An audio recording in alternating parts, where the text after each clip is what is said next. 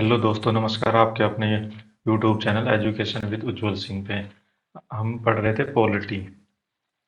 Polity को हम एक अपने प्रीफेक्स में अपने हाउस के में देख रहे थे। तो हाउस में देख लेते या न्यू बॉर्न बेबी के में देख लो आप।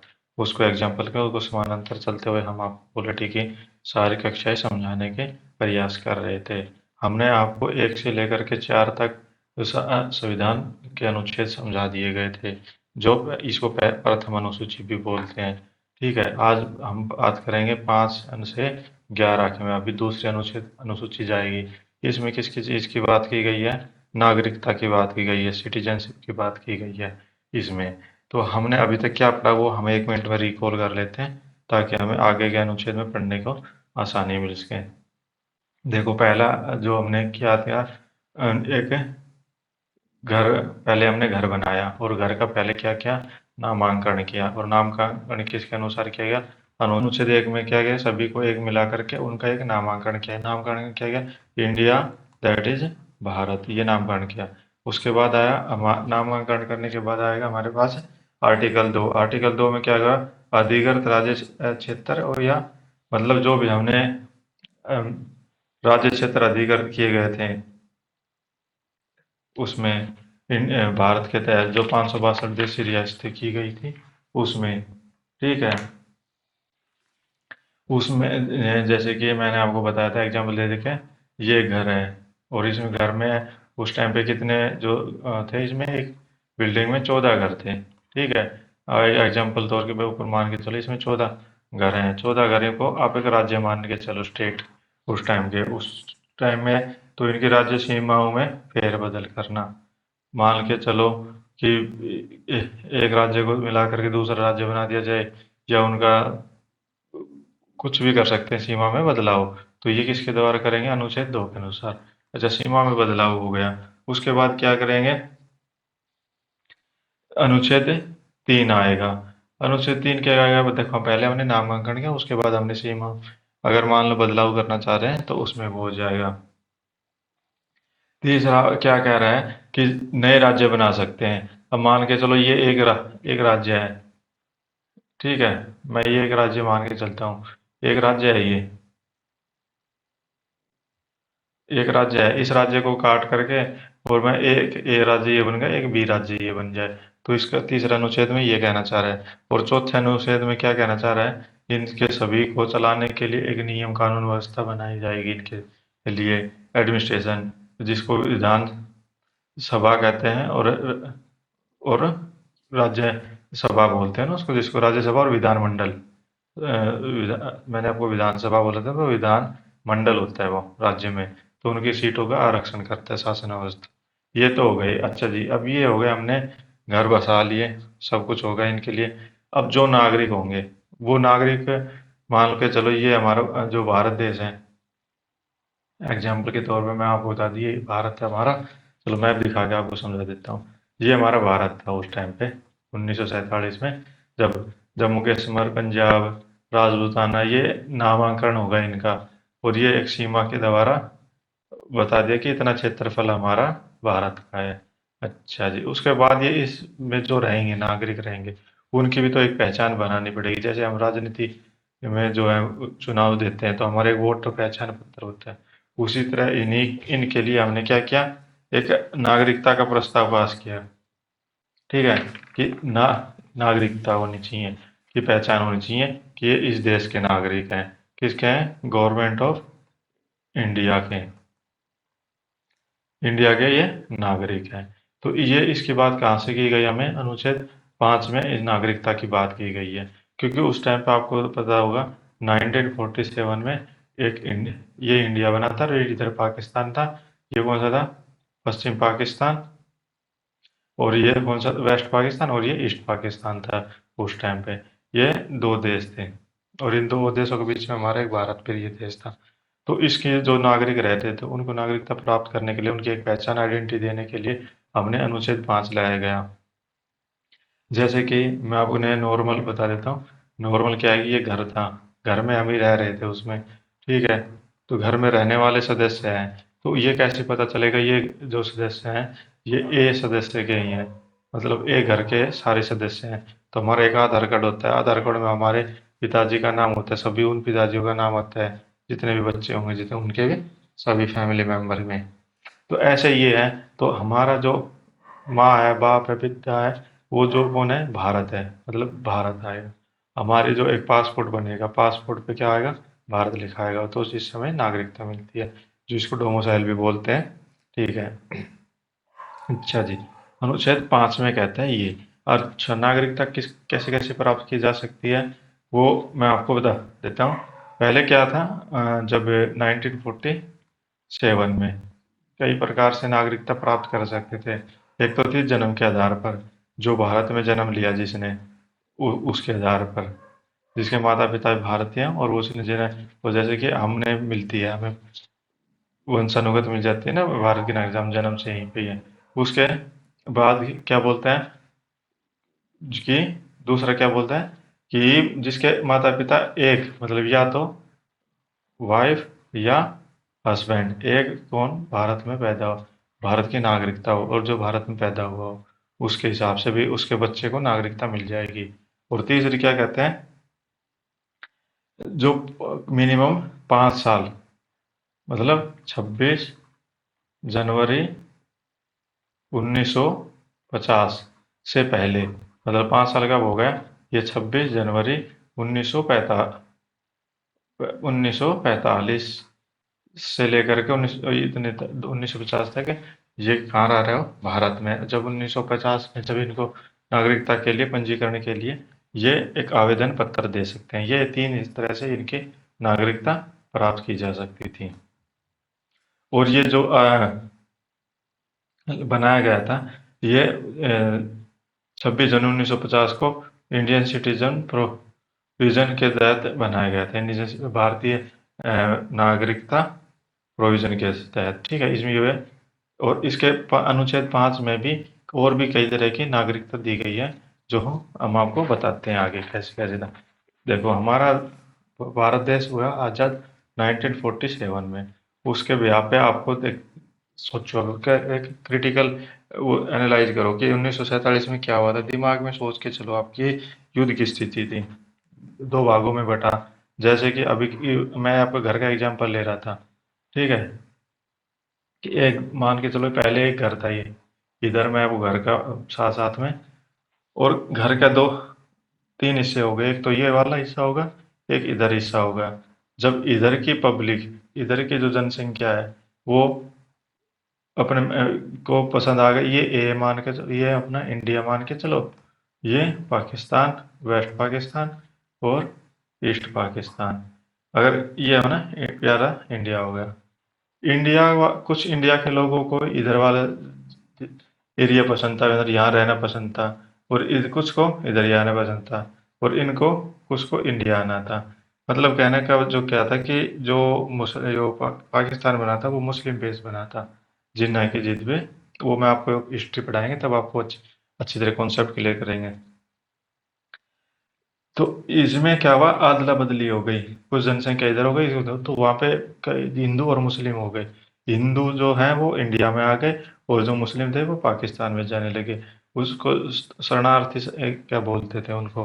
ठीक है, मिग्रेंट हो गए वहाँ पे, माइग्रेशन हुआ उनका। तो उस समय काफ़ी जाने गई।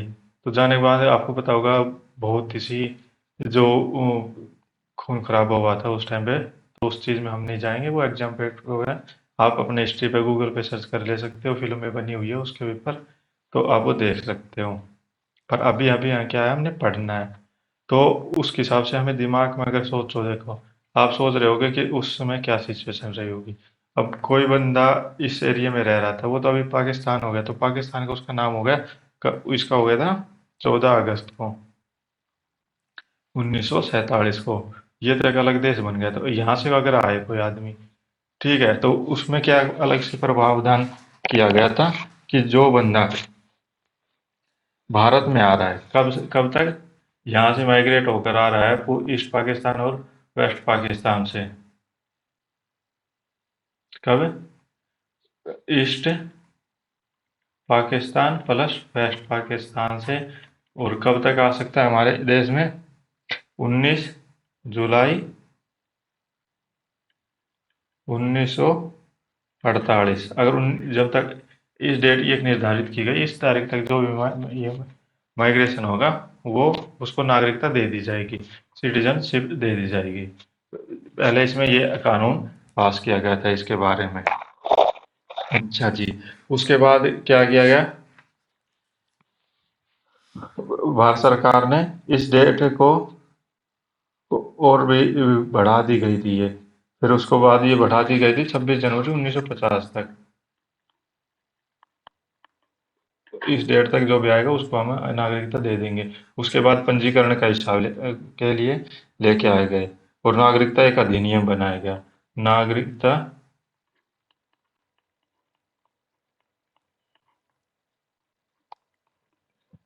अधिनियम 1955 बनाया गया। उसके तहत हमें कई नागरिकता का नियम बनाए गए कि किस किस प्रकार से हम नागरिकता ले सकते हैं। सबसे पहले जो है, सबसे पहले जो नागरिकता आई है वो कैसे ले सकते हैं, जन्म के आधार पर, जन्म से। मतलब हम जैसे हमारी है, आपकी है, सभी प्रकार जो मेरे यू चैनल देख रहे होंगे तकरीबन इंडियन ही होंगे, तो उनकी नागरिकता है जिसके माता पिता पेरेंट्स भी हो, का जन्म भारत में हुआ हो, इंडिया में हुआ हो, और उनका बच्चे का भी जन्म इंडिया में हो। ये जो है जन्म के आधार पर। दूसरा क्या हो गया, दूसरा मिलेगा वंश के आधार पर, वंश के आधार पर। मतलब कि इसमें या तो उसके फादर साहब या मदर साहब, मदर जी, या उसके ग्रांडफादर भी इसमें ऐड था कि कोई भी तीन, एक यहाँ पे भारत का नागरिक हो और उसके ब्याह पे उसको, उसके बच्चे को, मतलब इसके नहीं, इसके बच्चे को, इसका बच्चे को, या ये ग्रांडफादर है तो इस पिताजी को इनको नागरिकता मिल जाएगी, और फादर को के बच्चों को ना इंडियन नागरिकता मिल जाएगी। उसके बाद तीसरा, तीसरा क्या आता है, पंजीकरण के आधार पर। पंजीकरण के द्वारा, पंजीकरण के द्वारा क्या किया गया, जो 7 साल तक, 7 वर्ष तक वो इंडिया में रहा हो, मतलब संविधान लागू होने से पहले 26 जनवरी 1950 से, मतलब आप 26 जनवरी 1943 से 1950 तक वो भारत में रहा हो। तीसरा हो गया। उसके बाद क्या है, चौथी, चौथी किस प्रकार के, प्राकृतिक,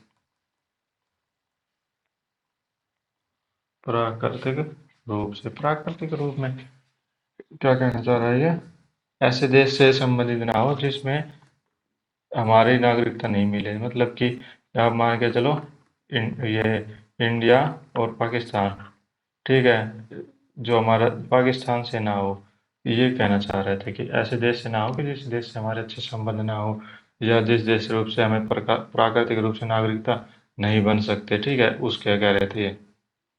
और मिनिमम के उसको 12 महीने से और 14 साल तक हमारे देश में उसको रहना चाहिए, मतलब उसको प्राकृतिक रूप से नागरिकता मिल जाएगी, जिससे जैसे वंश के आधार पर उसको बराबर नागरिकता, वंश के आधार पर, और प्राकृतिक नागरिकता जो मिलेगी उसको इक्वल हो जाएगी। अच्छा जी। उसके बाद कैसे मिल सकती है, पाँच से, पाँच टाइप के थे, शादी या विवाह। अगर कोई भारत का, जो बाहर का नागरिक है, हमारी महिलाओं से या अपने यहाँ से शादी कर लेता है, कोई बाहर का नागरिक है, कोई बाहर की लड़की है, वो यहाँ के लड़के से शादी कर लेती है, या कोई विदेशी है, फॉरेनर है जो, या मेल है, वो फीमेल से शादी कर लेगी, या जो फीमेल है वो मेल से शादी कर लेगी, तो उसकी नागरिकता इस फीमेल की और इस मेल की नागरिकता क्या हो जाएगी, इंडियन नागरिकता हो जाएगी शादी के द्वारा। उसके बाद क्या हो गया, छठे में क्षेत्र समाविष्टि के द्वारा।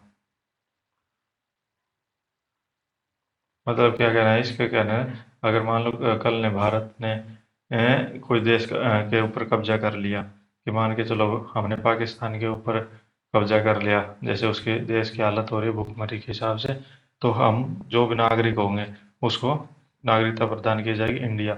इसका एक उदाहरण भी है 1975 में सिक्किम जो हमने अपने देश में मिलाया गया था, तो उसकी नागरिकता किसको मिल गई? इंडियन नागरिकता हो गई अब सिक्किम की। ये नागरिकता के चैप्टर थे। यह अनुच्छेद सिर्फ मैंने आपको कौन सा बताया यहाँ पे तक? अनुच्छेद 5, यहाँ तक 5 हुआ है अभी तक। तो अनुच्छेद 5 के हिसाब से हमने क्या क्या देखा है अभी तक? ये नागरिकता किस प्रकार से मिल सकती है? अपने जन्म के आधार पर, या वंश के आधार पर, या मिनिमम 5 साल के हिसाब से रहा हो। ठीक है जी। और उसके बाद में कितने प्रकार की नागरिकता है? पंजीकरण के द्वारा, प्राकृतिक वंश के आधार पर, जन्म से, और शादी विवाह और क्षेत्र विशिष्ट के आधार पर हम नागरिकता प्राप्त कर सकते हैं। और भी नागरिकता होती है, मैं ये नहीं कह रहा कि नागरिकता होती नहीं है, और भी प्रकार की नागरिकता होती है। जैसे हमारे ओआईसी कार्ड धारक होते हैं, ओआईसी कार्ड धारक, ओवरसीज ओवरसीज इंडियन सिटीजनशिप। ये क्या होते हैं? जो बाहरी समुद्रों में रहते हैं, जैसे कि मर्चेंट नेवी के जो नाविक होते हैं, जो जहाजों में 6-6 महीने, 7-7 महीने जो बाहर नागरिक रहते हैं ना, उनको क्या कहते हैं? कई देशों में मर्चेंट नेवी को 1 साल लग जाता है, आपको बताओ। तो विदेशों में व्यापार करने उनको भी एक नागरिकता दी गई है इसके तहत, तो उनको कुछ विशेष छूट दी गई है। पर इनके जो फर्क होगा आज में, आपको फंडामेंटल राइट जब आएगा अगला, आज इसका चैप्टर अनुच्छेद सूचित थी, उसमें आपको बताएंगे कि इनको क्या क्या सुविधाएं मिलती हैं, और जो इंडियन के जो सिटीजन होते हैं उनको क्या नागरिकता मिलती है, और जो सुविधाएं मिलती है, और ओआईसी वाले कार्ड धारक को क्या क्या मिलती हैं। जना, ये तो हो गए नागरिकता के प्राप्त करने के। नागरिकता क्या हम दो नागरिकता प्राप्त कर सकते हैं? इसमें क्या है? एकल नागरिकता है। हम सिर्फ इंडिया की नागरिकता ले सकते हैं अगर इंडिया के पास है, या हमारे पास फॉरेन की नागरिकता है तो उसको हमें छोड़नी होगी। ठीक है जी। हम एक नागरिकता रख सकते हैं, या आपको इंडिया की रखें या फॉरेन की रखें। अभी नागरिकता त्यागने के खुद की जो भी नागरिक त्यागने के तो कई कारण हो सकते हैं, जैसे कि खुद हम स्वयं सेल्फ डिक्लेयर कर दें कि हम इंडिया की नागरिकता त्याग रहे हैं, या जो भी है पंजीकरण में गैर कानूनी तरह से, इलीगल रूप से नागरिकता ले ले, तो हमारी नागरिकता छीन सकती है। काफ़ी कारण होते हैं हमारे यहाँ पे इसमें नागरिकता के खत्म होने के। ठीक है जी। उसके बाद अब अब हम तक कहाँ तक पहुँच गए? अपने एक घर बनाया, घर बनाने के बाद अपने एक रिवीजन करने का सबसे आसान तरीका यही है। अभी दिमाग में बस थोड़ी देर 1 मिनट अपने आँखों को बंद करके और सोचिए कि हाँ भाई, हमने देखो घर बनाया, घर बनाने के बाद उसका नामांकन किया, नामांकन करने के बाद उसके सीमाओं में परिवर्तन, उसके बाद जो बाहरी देशों से या बाहर इंटरनल जो भी क्षेत्र हैं वो किसको हम दान दे मिला सकते हैं, या एक दूसरे के एक राज्य से दूसरे राज्य, अरे एक राज्य 2 राज्य बना सकते हैं, अनुच्छेद 3, और उनके कानून व्यवस्था के लिए अनुच्छेद 4, और फिर उसके बाद हमने नागरिकता देनी है जो इसके अंदर रह रहे हैं, अनुच्छेद 5 तक हमारा हो गया। आपको ये टॉपिक कैसा लगा? हमारी वीडियो अगर आपको पसंद आई तो लाइक करें और हमारे चैनल को सब्सक्राइब करें। अगर आपको कोई डाउट है या कोई आपकी क्वेरी है तो आप हमारे कमेंट बॉक्स में लिख सकते हैं।